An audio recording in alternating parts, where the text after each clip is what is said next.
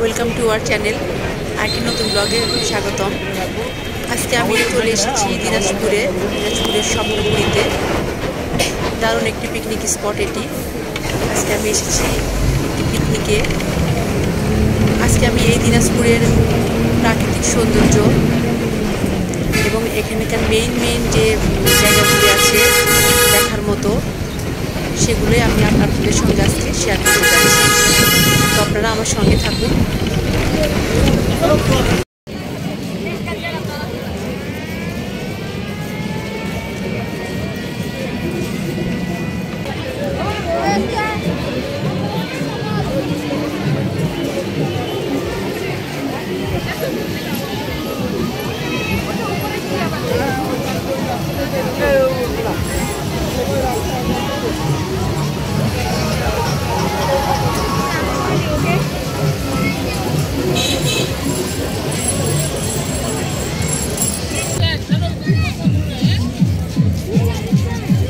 দিনাজপুরের যে জিনিসটা আমাকে সবচেয়ে বেশি মুগ্ধ করেছে, যে জিনিসটা আমার অনেক বেশি ভালো লেগেছে, সেটা হচ্ছে যে এটা কি দিঘি বলে নাকি? এটা তো আসলে নদীও না, পুকুরও না, এটা তো আসলে কৃত্রিমভাবে তৈরি। অনেক সুন্দর, অনেক ভালো লাগছে। মনে হচ্ছে যে নদীর যেমন বড় বড় ঢেউ থাকে, ঠিক সেরকম সব সময় ঢেউ আর ঢেউ। এটা অন্যতম একটা আকর্ষণীয় জিনিস এখানে এই দিনাজপুর স্বপ্নপুরীতে।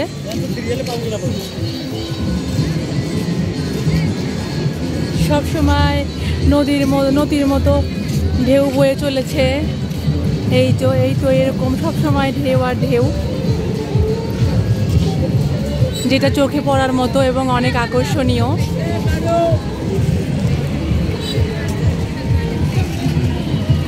বিশাল বড় এরিয়া নিয়ে স্থাপিত এই দিনাজপুরের স্বপ্নপুরী।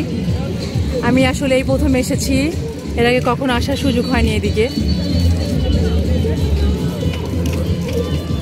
আমার খুব ভালো লাগছে। অনেক বড়, অনেক বিশাল এরিয়া। এই যে এটা স্বপ্নপুরীর প্রধান কার্যালয়।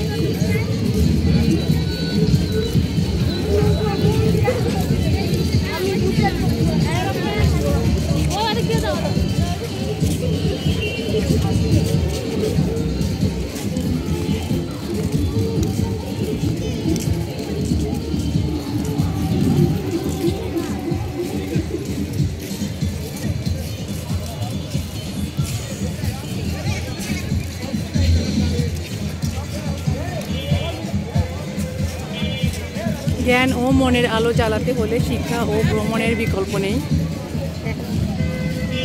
এদিকে শহীদ মিনার,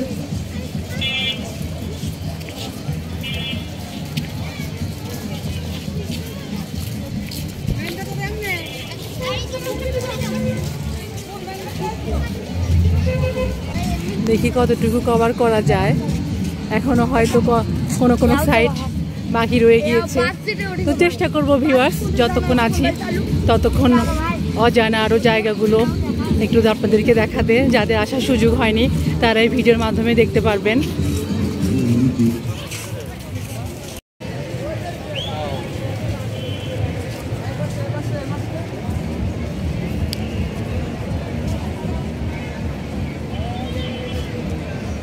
স্বপ্নপুরী এলাকাটা বিশাল বড়, অনেক সুন্দর। আসলে অনেক সময় লাগে ঘুরতে।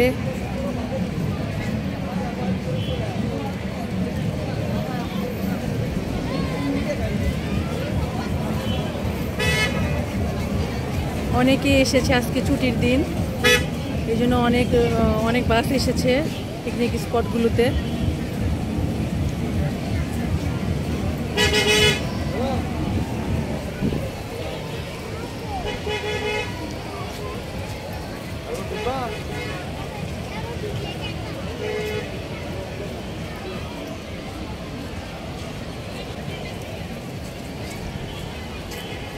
স্পিড বোট, নৌকা, বিভিন্ন রাইড থেকে শুরু করে অনেক বিনোদন আছে বাচ্চাদের জন্য এখানে।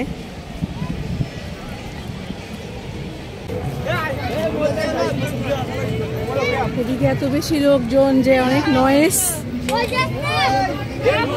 এই যে আমরা এর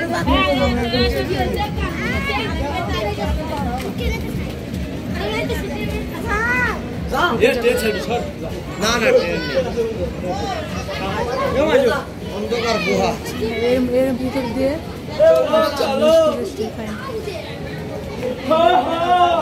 এখান দিয়ে যে ট্রেন রেল লাইন দেখা যাচ্ছে, এখান দিয়ে ট্রেন এই গুহার ভিতর দিয়ে বের হয়ে যায়।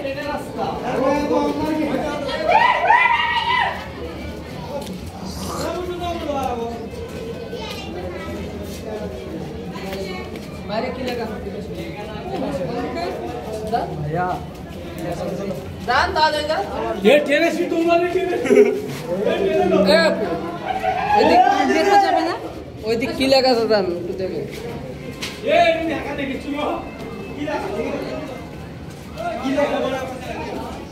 একদিক দিয়ে ঢুকে আর একদিক দিয়ে বের হয়ে যায়, এখান দিয়ে ট্রেন যাতায়াত করে।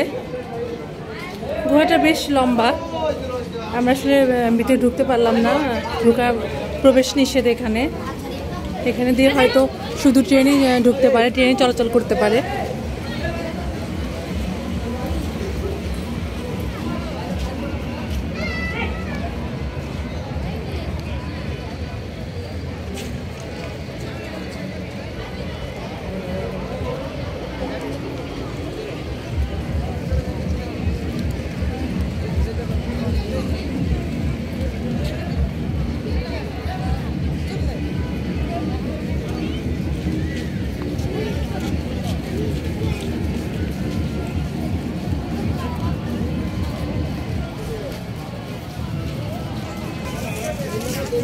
যেখানে এটার ভিতরে প্রবেশ নিষেধ।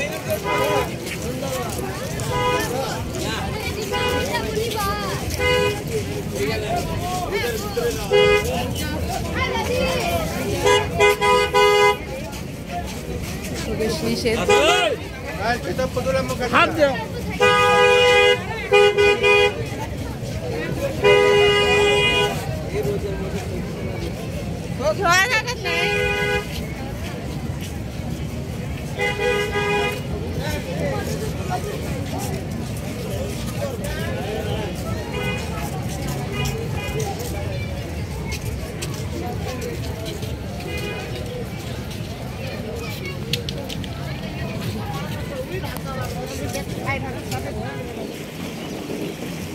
এই তো পিছনে আমাদের দুজন ড্রাইভার, বোট চালক, দুজন বোট চালাচ্ছে এবং আমরা সামনে বসেছি।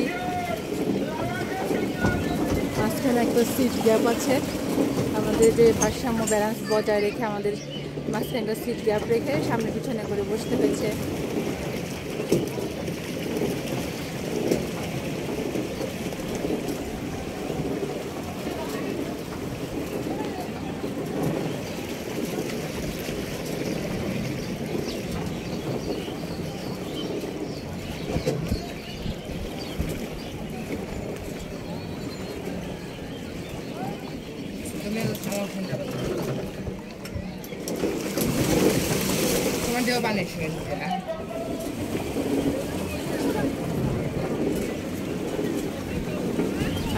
আমরা উঠে পড়লাম বোটে।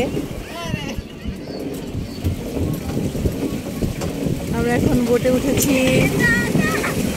আমরা এখন এই প্রকৃতির সাথে পানির সৌন্দর্য উপভোগ করছি।